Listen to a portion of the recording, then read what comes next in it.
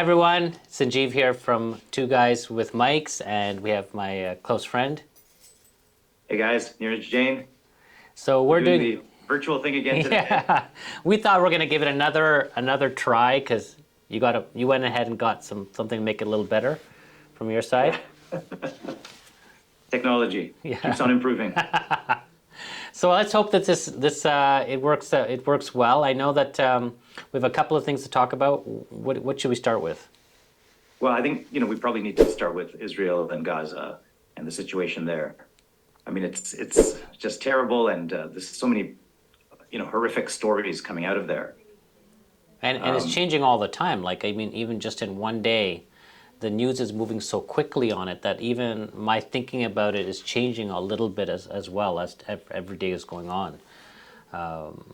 But the first part, my initial reaction again was the horror of the Hamas, I guess attacks into Israel, and over 1,000 people dead, and the beheading of babies, and people being taken hostages, young people, old people. It's so horrific that that was really the initial reaction. Oh my God, this is crazy. It's hard to believe that in this day and age that kind of thing is happening. Right. Right. Yeah. And then we started hearing, about the response, the Israeli response to this, and I heard some language like, we're going to be cleansing of the area, and in effect, dehumanizing both sides. I mean, we know Hamas is definitely dehumanizing the Jews and Israelis, but we see that on the other side as well. The dehumanization as kind of, I think, a justification for what was going to happen next. And that's pretty standard for humans, right? Yeah. When we go to war, we always dehumanize the other side, and I think it's the only way we can cope with it, right? Cope. Yeah. Yeah. I think there are a few things I wanted to talk about on this. Like, you sent me a really good video from Sam Harris. Actually, if you could just explain that a little bit, like his comments. Yeah, I thought, Sam Harris is so well spoken, and I have to really hand it to him because I've been dealing with this whole idea of, okay, what would be a fair response? Because if Israel went ahead and undoubtedly there's going to be civilian casualties. And so would that mean that, hey, they're just doing the exact same thing in return as Hamas? And he really responded that there's not a moral equivalence. And the reason is because he explains it quite well, is that Hamas makes the glorification of violence part of their whole thing. And they're cheering when they're killing people, and they're especially broadcasting it out. They not even hesitate to use their own people as human shields. And so that's very different than he was saying. He said, and I think I agree with that, is that the Israelis try to avoid the civilian casualties. They're sending messages in like, please evacuate this area because we're going to bomb this area, or they don't rejoice in the death of the opponents. So I think there is definitely a difference there. Like, there's a difference in values, and I think by pointing that out, yes, there is a difference, and we shouldn't equate these two opposing parties. Yeah, I found that very, very interesting and compelling. But then actually, after thinking about it some more, it really confused me. Mm-hmm. Because how do you deal with an opponent that has such different values? Like, we can't sink to their values because then it becomes a race to the bottom. Mm-hmm. But on the other hand, it certainly gives them, in a sense, an advantage in this war that they don't mind killing their own people. Like, this explosion at the hospital. Right. Both sides are claiming it was the other side. Mm-hmm. The Israelis are saying that it was a failed rocket from Hamas. Mm-hmm. And Hamas is obviously claiming that Israel bombed the hospital. Right. But it's easy to believe either side because we know that Hamas is willing to kill their own people. Right. Yeah, you're right about that. Is that how do you deal with somebody who has such different values and is not afraid to kill even their own people with the aim of because if you look at it, really Hamas was trying to stop the peace process because they were afraid that Saudi Arabia and Israel were going to form a relationship, and that in fact would sideline them and their whole cause. So their whole thing was that let's break this up by actually creating division. Let's create, hatred amongst both sides. So how do you deal with that when their aim is so different than the Israeli side? And they've been so successful at it, right? I just read that Biden was supposed to meet with Right. No, PLO leader, I believe. Right. the PLO leader, as well as I think the Egyptian, Right. The Egyptian king. Yeah. That's Jordanian right. king. Now, Yeah. Yeah. No, sorry, Jordanian king. Yes, exactly right. Yeah. but that visit has been canceled Which is because of this hospital. basically what they wanted. So I think that the point is that seeing what they wanted, it's almost like Israel should be doing the exact opposite rather than falling into their trap. And that's what I feel like is happening by saying that we're going to take revenge. And revenge is that's the reason for going after and bombing Gaza, is because we need to. Like, we need to have a proportional response. I think that's a danger. I think when you're going in with that aim of revenge, I don't think it solves anything. I think if it's with the aim of getting rid of Hamas, that's fine. That makes complete sense to me. There's going to be casualties there. Unfortunately, innocents are going to be killed as well. But I guess the don't. challenge is, Hamas is an idea. It's an ideology. Like, it's very, it's like the war on terror after Right. 9/11. Like, Yeah. it was very, although I guess maybe it's been reasonably successful, but how do you stamp out that kind of thinking? Yeah, I'm not 100% Somebody's sure. always I would wrong. say that if you look back at if the war on terror began with the whole invasion of Iraq and all that, which I think was probably misguided. Like, that was not, like, hundreds of thousands of 100%, people, yeah. hundreds of thousands of people died, and I think of misplaced war. And if we look at now, what's happened in Afghanistan, that's a failed state now. So it probably not achieved the aims that would have been the right ones, I think. We haven't had another attack on American soil, which is great. So in that way, it has achieved its aims. Right. So But, in terms of this, the other thing that I feel that this war is sort of showing, I mean, different areas, like just misinformation. It's very hard to know, if you see something on Twitter or on social media, is this legitimate or is this fake news or, right. AI generated? And I think it really shows the importance of paid journalism, of, free and independent press, which we've really eroded. Yeah, no, that's I agree with that. I'm just this hospital bombing just got. I was just thinking that's just the amount of dead. This is the issue. The amount of dead of Palestinians will be probably 10 times the number of dead that will of civilians will be 10 times what was lost by the Israelis. And so does that mean that Palestinian life is worth 1/10 of an Israeli life? I mean, that's the Yeah, issue. I don't. Right? I don't know. Can we say that's really fair? Like, these people, it's not their fault that Hamas is acting like this and creating destruction. And if some people are observing that this has really been a failure of Israeli policy, because what they were doing was we're actually trying to strengthen Hamas so that the PLO wouldn't become strong. So there are some politics there, like they kind of were ignoring or not, giving, throwing a blind eye to Hamas getting stronger, but they never thought Hamas would ever attack. But it's like you want to divide. It's better divide the Palestinians so they're not going to be strong and have a united force. Let's divide Gaza from the West Bank, and so that they're not strong politically and they can't have their homeland. So I think there's a lot of people to blame here. Like Netanyahu is not without blame. It's a failed policy that they allowed the situation to arrive to the way it is, and And what's amazing is, we've seen the Americans do that in the past as well. Yeah. And we still, like, as a global civilization, we haven't learned from that mistake. Yeah, it doesn't seem like it's going to solve anything. But even if Israel goes in and bombs like all these Hamas leaders, a whole new generation of people will grow up, and who could blame them if they were the way that they if they're all brothers and sisters and parents and got killed, of course they would take up arms because there's just no hope. They have no Right. hope to get out of, in effect, what's like they call a jail, an open air jail. So. It's a doesn't very solve- complicated Yeah, situation. it's not a simple answer, and I don't pretend to know all of it, but I think it's not probably not when people have a simple answer, then it tells you that they're not really thinking about it. Right.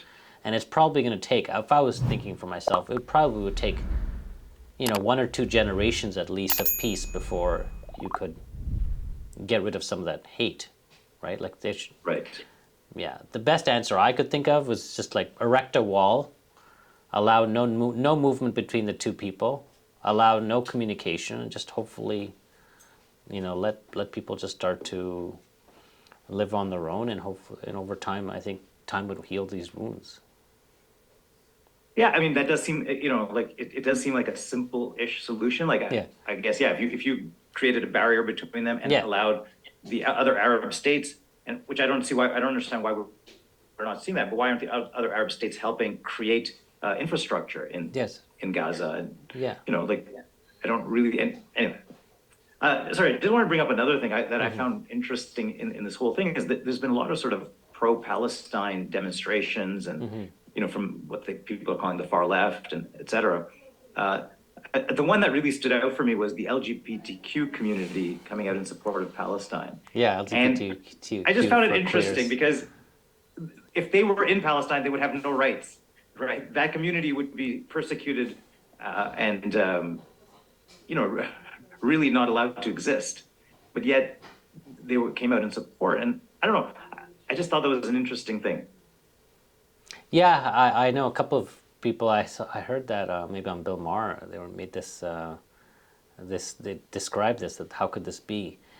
You're seeing that. I think what it is you're seeing a lot of people on the left who are questioning about the use of violence, and they just and people who are in the LGBTQ community tend to be on the left, and so there's some type of, they're not thinking about those issues, but I think they're thinking more about the violence issue, so the injustice of the situation.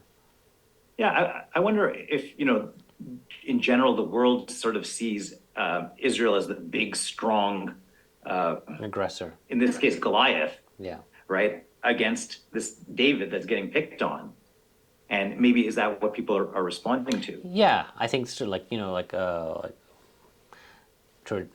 LGBT community has been traditionally victims. Like, I mean, they have had less power, so it can identify with what appears to be a power imbalance. I mean, you have 2 million people in a very small little area with no economic strength, unable to leave, and you have a pretty powerful country with a huge military. And so I can see there is definitely a power differential, for sure, and so it does make sense that why people would look at it like that.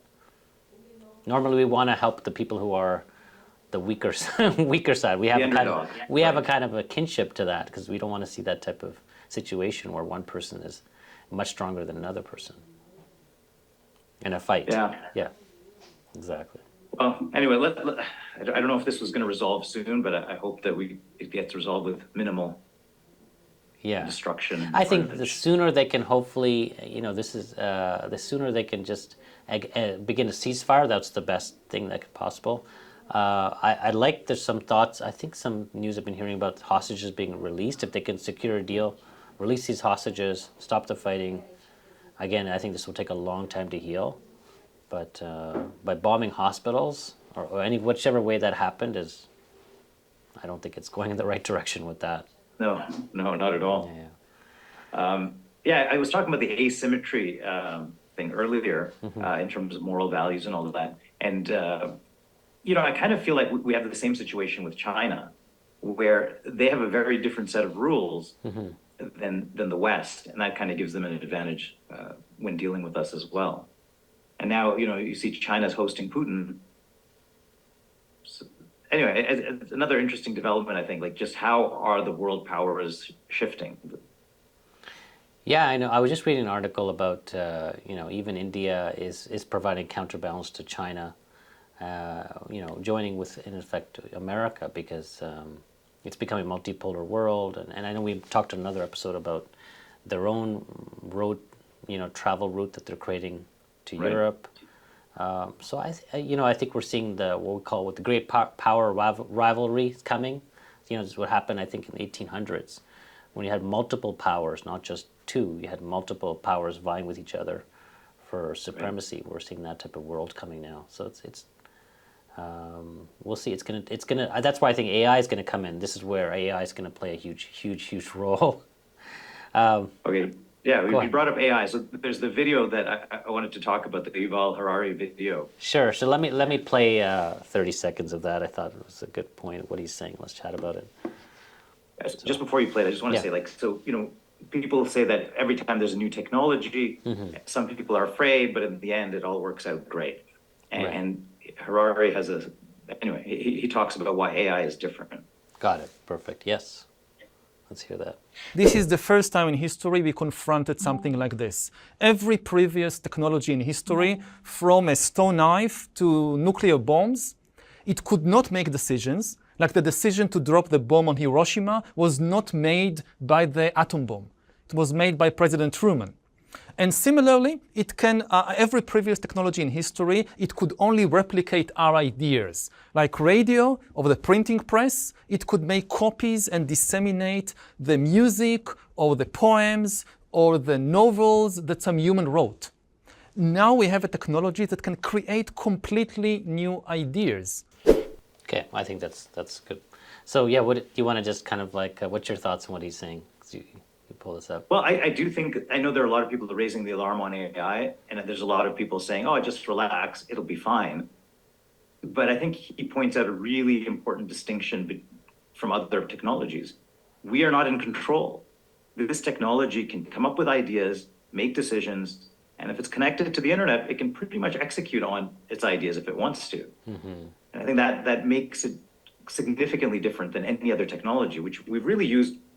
I think the way he said, enhance our ability to see, hear, or do certain things. But this is beyond. Yeah, this part about writing software, in effect, right, and improving its own software would put it totally different capability than some of our previous technologies.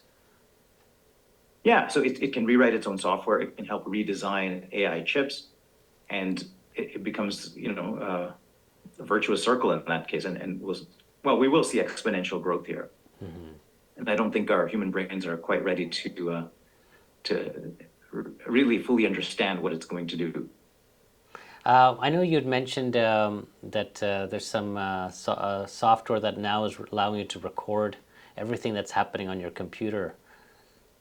Okay, so I don't have a Mac. If I had a Mac, I would get this. It's called Rewind. Yes. And it literally records everything on your screen and any conversation happening around the laptop, as long as the laptop is on. And then you can search it. You can ask it, if it was recording this, I can say, oh, I remember talking about Rewind.ai. Yeah, I remember talking about that. Can you find me that? And it'll rewind and find that time. It'll create a transcription of all the conversation.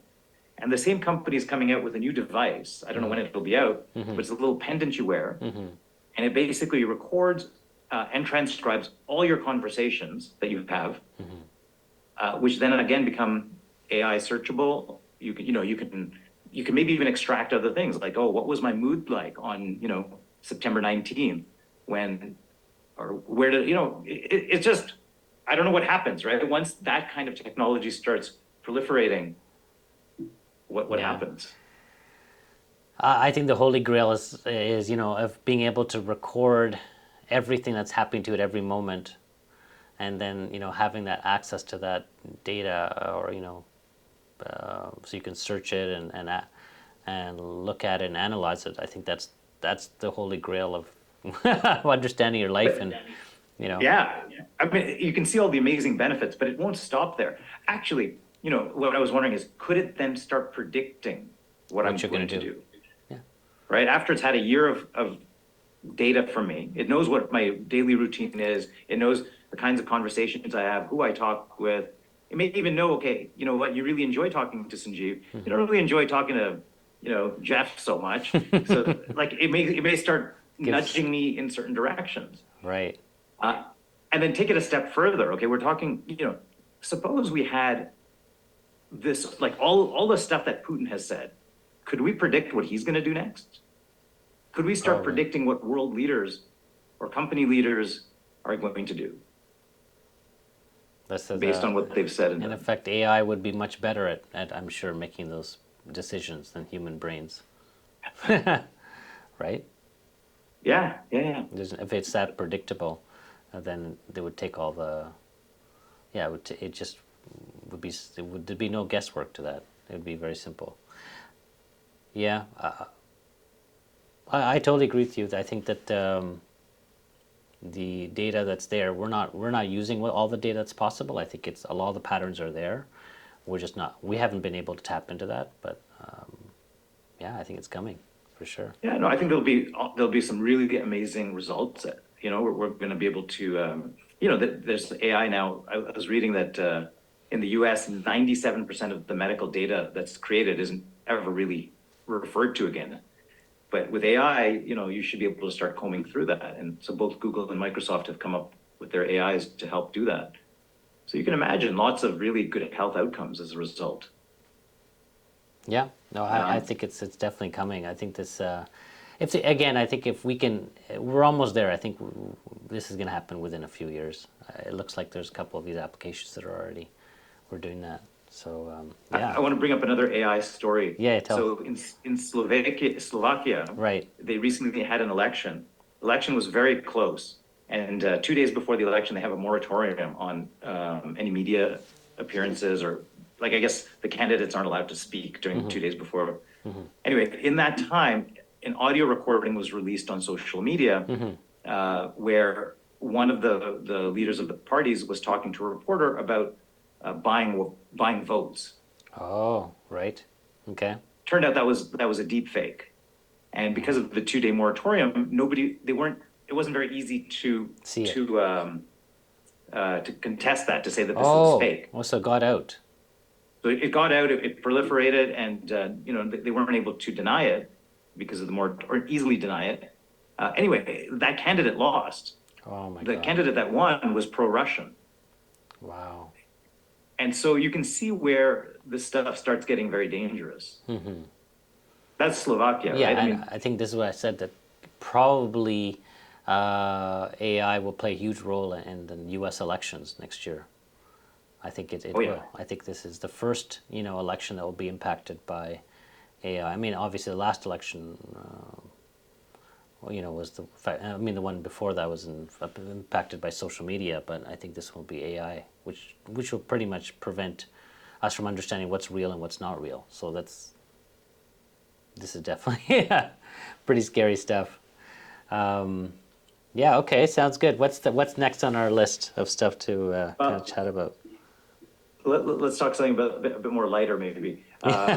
You sent an article about ancient footprints found in North America. Yeah, I thought this was really interesting because we've, you know, as going through school, we've always learned that Native Americans came to the North American continent through the Bering Land Bridge, which is about, you know, they say around 11,000 to 14,000 years ago. But what they did was they found these footprints that were like, I think all the way down in like Mexico or something like that, that were about 18,000, 20,000 Wow. years old. And so it basically turned everything on its head, because it means that, you know, Native Americans have been here much longer than what we thought. And maybe they didn't come through the Bering Land Bridge. Maybe they came by ship, or even they came by boats or whatever. Wow. And we've kind of heard some of this stuff in the past, like we could never explain certain places, like in Bolivia. Why were these places have really old settlements, you know, 15,000 years, 16,000 years? How could we explain that?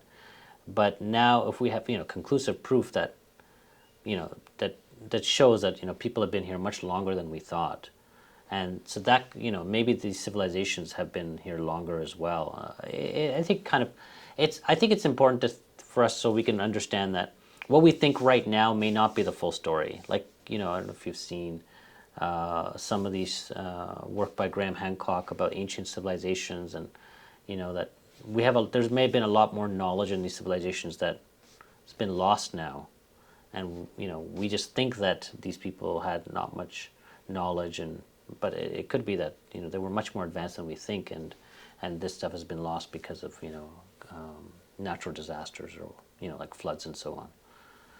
Yeah, I mean, that doesn't seem very far-fetched, right? You can imagine a civilization, a very advanced civilization, getting wiped out, yeah, either through natural disaster, drought, or some kind of pandemic, or something like that. Like, yeah, well, I mean, it's very interesting, right? And I think the thing about science is we know that pretty much everything we know is incomplete and maybe even wrong.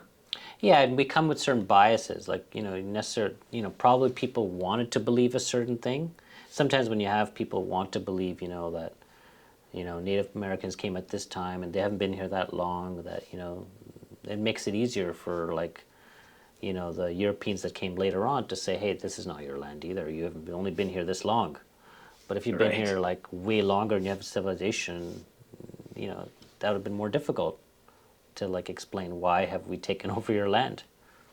Right. But so I think this is why I think it's really interesting, because it was such a major finding that kind of went against what was conventional belief. Right. So I think that's what's Yeah, interesting. it's kind of fun when that happens. Yeah, like for example, we have just another big thing is that right now most geologists will tell you that civilizations began around Egyptian time, or around 5,000 BC, probably the earliest. But we now have it looks like we have places in Turkey that are could be potentially 10,000 years. Wow. And they're quite extensive places. So it looks like what we thought about the knowledge of these people was much higher than what has been traditionally understood, and that there may have been a flood around 10,000 BC, which may have wiped out everything. And then people have been just generally reluctant to believe that. But evidence is showing up. But if you have to just look at the evidence, you can basically think, you can always make everything fit into your own evidence, your world belief. You can fit everything in. And I think that's the interesting thing. Right. It's, I mean, this is kind of a weird, but I'm sure you've heard this before, but Cleopatra lived closer in time to us than she did to the construction of the pyramids.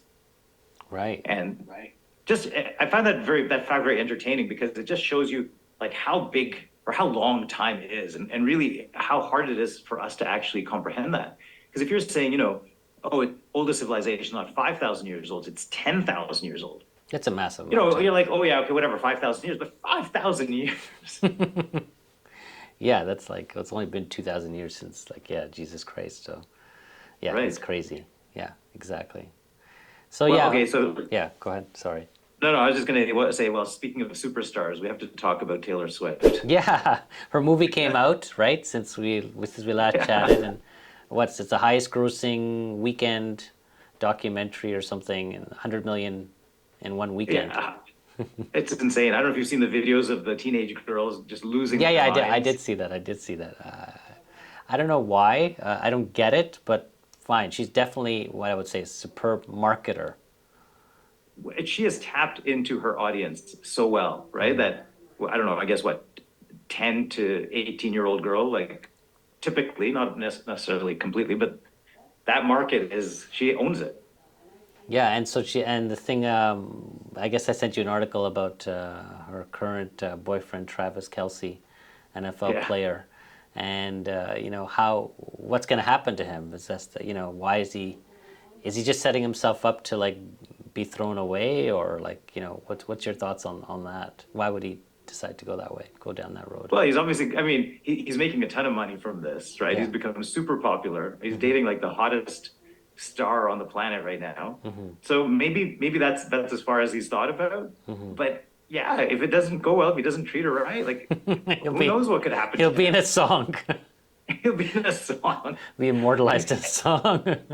He'll have 50 million teenage girls after him. Right. Yeah, I don't see too much downside. I saw an article, The Atlantic, about how this is it's a losing proposition for him. But I don't see upside. I only see upside for him. Yeah. Yeah, I think he'll be fine. But yeah, I mean, it's probably just a matter of time before he becomes a song.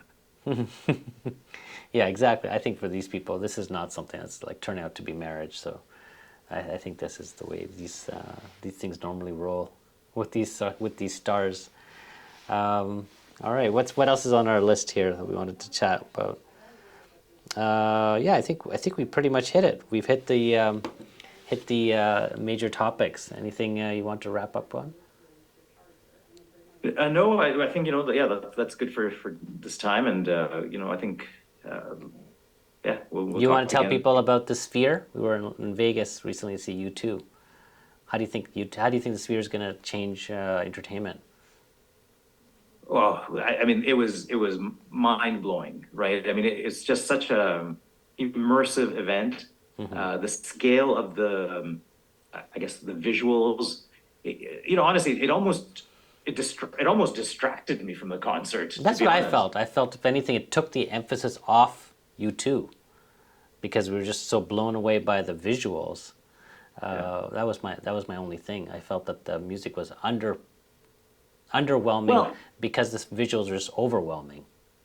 yeah, I felt like it was a different experience. You weren't there just listening to the music. You were Right. having an entire experience, which was both audio and visual. Mm-hmm.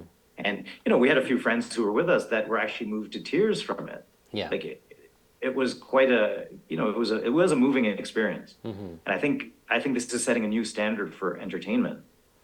It's like you said, you can't go to a regular concert after seeing that. Like at least a sitting down concert. I mean, we had our own seats, so it's not really kind of like a EDM concert where people are dancing.